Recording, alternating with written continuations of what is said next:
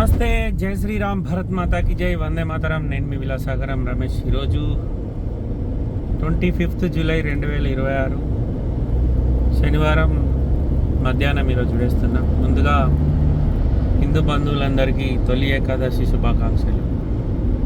గడిచిన నెల రోజుల నుండి ఢిల్లీలో జంతర్ మంతర్లో జరిగే దాని మీద కేంద్ర ప్రభుత్వాన్ని,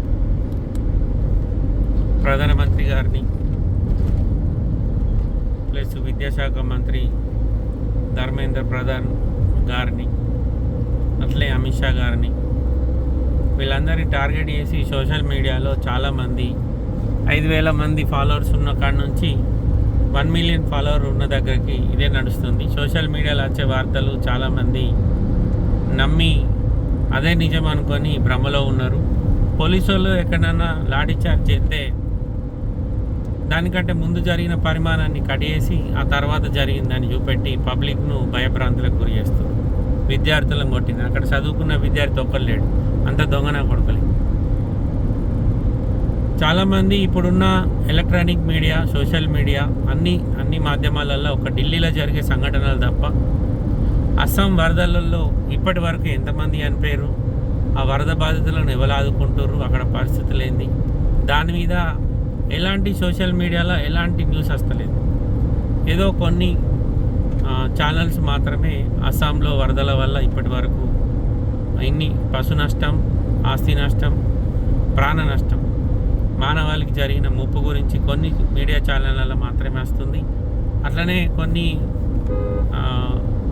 మంచి కంటెంట్ వీడియోలు చేసే కొంతమంది ఇన్ఫ్లుయర్స్ యూట్యూబ్ కానీ, ఇన్స్టాగ్రామ్ కానీ, ఫేస్బుక్ కానీ ఇట్లాంటి మాధ్యమాలలో అప్లోడ్ చేస్తారు.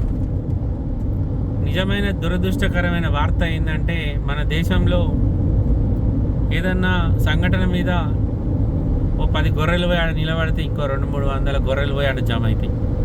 కానీ అసలైన స్టేజ్ మీద ఉన్న గొర్రె లాఠీ చార్జ్ కానీ ఏదన్నా యాక్షన్లోకి రాగానే అసలైన గొర్రె తప్పించుకొని అమాయకులకు ఈపు మీద దెబ్బలు పడే పరిస్థితి ఉంటుంది. నిన్ననో మొన్ననో మన తెలంగాణలో కూడా మాజీ మంత్రివర్యులు కేటీఆర్ గారు నరేంద్ర మోడీ గారిని ఏకవచనంతో మాట్లాడుతూ, మీరు ఎవరితో పెట్టుకున్నారో గుర్తుంచుకోర్రి, పోయి విద్యార్థులతో పెట్టుకున్నారని పెద్ద పెద్ద స్పీచ్లు ఇచ్చాడు. ఇదే బీఆర్ఎస్ గవర్నమెంట్ ఉన్నప్పుడు తెలంగాణలో ఎగ్జామ్ రాసిన విద్యార్థుల ఆన్సర్ షీట్ కరెక్ట్ కరెక్షన్ చేయక 20 మందికి పైన విద్యార్థులు ఆత్మహత్య చేసుకున్నారు. ఇక కొంతమంది విద్యార్థులు ఒకవేళ అమ్మాయిలు చనిపోతే ఆ అమ్మాయి ఎగ్జామ్ వల్ల చనిపోలేదు, బాయ్ ఫ్రెండ్ వల్ల చనిపోయిందని అప్పుడున్న ప్రభుత్వంలో కొంతమంది దాన్ని ప్రొజెక్ట్ చేసే ప్రయత్నం కూడా చేశారు. సరే, ఇప్పుడు మనం చేసిన అన్ని సత్యపూస పనులు, కానీ ఇప్పుడు ఎక్కడైనా ఏదైనా ఎగ్జామ్ పేపర్ లీక్ అయితే దాని మీద వెంటనే ప్రభుత్వం స్పందించి యాక్షన్ తీసుకుంటే మాత్రం ప్రాబ్లం అయింది. కానీ మీ గవర్నమెంట్లు ఉండగా మీరు కనీసం అప్పుడు వాళ్ళను ఎవరైతే ఈ విద్యార్థుల చావులకు కారణమయ్యారో వాళ్ళని కనీసం క్వశ్చన్ కూడా వేయలేదు. దాని గురించి ధర్నా చేసిన ఎంతోమంది విద్యార్థులను అరెస్ట్ చేసారు, వాళ్ళ మీద కేసులు పెట్టారు, వాళ్ళను కుక్కలను కొట్టినట్టు కొట్టిపించారు పోలీసు వాళ్ళతోటి. వీటి మీద ఇప్పుడు మిమ్మల్ని అదే సభలో ఎవరైనా ప్రశ్నించితే మీరు పలానా పార్టీకి సంబంధించిన ప్రెస్ రిపోర్టర్ అని క్వశ్చన్ చేస్తారు మీరు. లేకపోతే ఎవరన్నా డైరెక్ట్ క్వశ్చన్, మీరు పనిచేసిరు సార్, మరి దీని గురించి ఏమైనా మాట్లాడరంటే ఆగుతలేదా అన్నయ్య, ఓపిక లేదా, ఆగు చెప్తున్నా కదా, మరి రా నువ్వు ఈడ కూర్చొని మాట్లాడంటారు మీరు. ఇప్పుడున్న పరిస్థితులలో చాలామంది యువత వాస్తవాలు ఏందో తెలుసుకుంటారు. అక్కడ ఎవరెవరైతే వెకిలి చేష్టలు చేసుకుంటా ప్రధానమంత్రి గారిని ఏకవచనంతో మాట్లాడుకుంటా వాళ్ళ తల్లిగారిని, మన దేశాన్ని, మన ఆర్మీని, మన దేవీ దేవతలను అందరినీ కించపరచుకుంటా మాట్లాడేటోళ్ళు ప్రతిపక్ష లీడర్లు కూడా వీళ్ళు ఏమనుకుంటారంటే దేశానికి సంబంధించిన ఇమేజ్ను, దేశ ప్రధాని ఇమేజ్ను మనం ఇంకింత ఖరాబ్ చేస్తున్నాం, దీనివల్ల నెక్స్ట్ ఎలక్షన్లో మనకు ప్లస్ అవుతుంది అనుకొని చాలా అతి ఉత్సాహంతో బట్టలు చింపుకుంటారు. కానీ వాళ్ళకు తెలియని విషయం ఏంటంటే, మీరు ఎంత దేశాన్ని డ్యామేజ్ చేయాలనుకుంటుర్రో, ప్రధానమంత్రి గారిని డ్యామేజ్ చేయాలనుకుంటుర్రో అది వాళ్ళకు ఇంకా ప్రెస్ అవుతుంది. అది మీకు అర్థమవుతలేదు. మీరు ఎవరికైతే ఇప్పుడు డబ్బులు ఇచ్చి సోషల్ మీడియాలో ఈ ప్రాపగండా అంతా క్రియేట్ చేస్తుర్రో, వాళ్ళు డబ్బులు తీసుకున్నోడు రేపు పొద్దుగాల బయటకు వచ్చి వాడు వాస్తవాలు ఏంటివో బయట పెట్టే పరిస్థితి కూడా ఉంటుంది. అది మర్చిపోకురి. ఇదంతా ఎందుకు చెప్తున్నంటే మొన్న జరిగిన ప్రొటెస్ట్లో ఎవరైతే దీనికి ప్రధాన కారకుడైన వ్యక్తి ఉన్నాడో ఆయన పక్కన ఒక ఆయన ప్రేమానంద్ మహారాజ్ గురించి చాలా ఘోరంగా మాట్లాడిండు. తర్వాత అతడు ఆ పార్టీ నుంచి, సిజేపీ పార్టీ కదా, కాక్రోచ్ జనతా పార్టీ, ఈ కాక్రోచ్ జనతా పార్టీ సభ్యున్ని వాళ్ళు నువ్వు బర్గర్ తిన్నావని ఆ పార్టీలోకి వెళ్ళి బయటకు పంపించారు.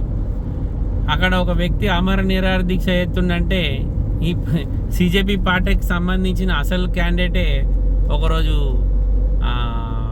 పన్నీర్ వడ తిన్నాడు, ఒకరోజేమో బ్రెడ్ పకోడా తిన్నాడు, ఒకరోజేమో సమోసాలు తిన్నాడు. ఇతర దేశాల నుంచి వాళ్ళకు పార్సల్ వస్తున్నాయి. ప్రొటెస్ట్కు వాళ్ళు చేసేదానికి సంబంధమే లేదు. సరే, ఈ ప్రొటెస్ట్ అనేది ఉంటుంది, అది చింపుకునే ఎన్ని రోజులు వడతారని ప్రభుత్వం కూడా లైట్ తీసుకుంది.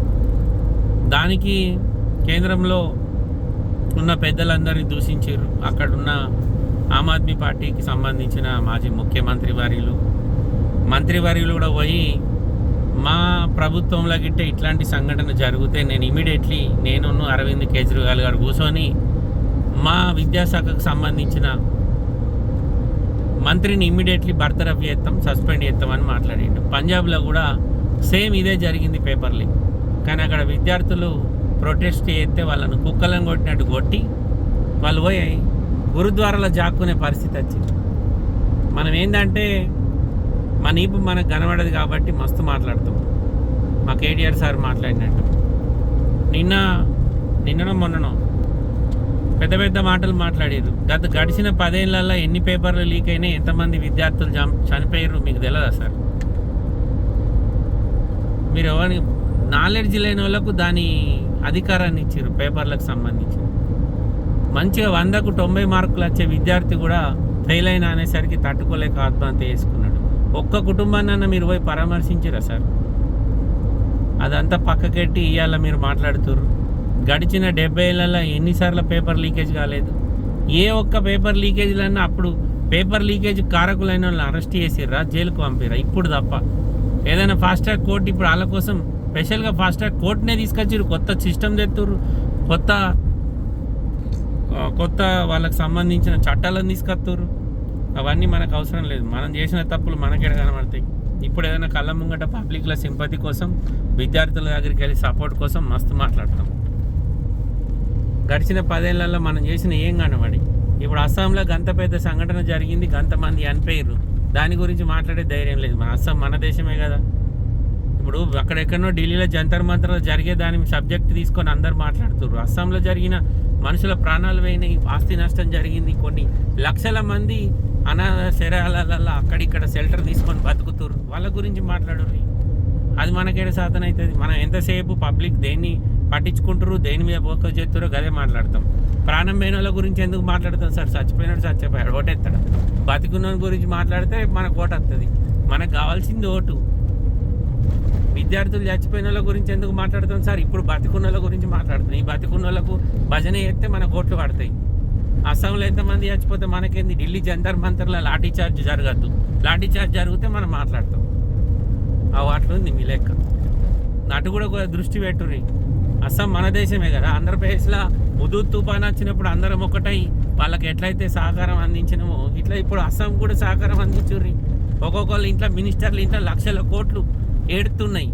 ఒక పెద్ద ఆఫీసర్ ఇంట్లో రైడ్ చేస్తే 5 కోట్లు 10 కోట్లు 10 కిలోల బంగారం 20 కిలోల వెండి వెళ్తుంది.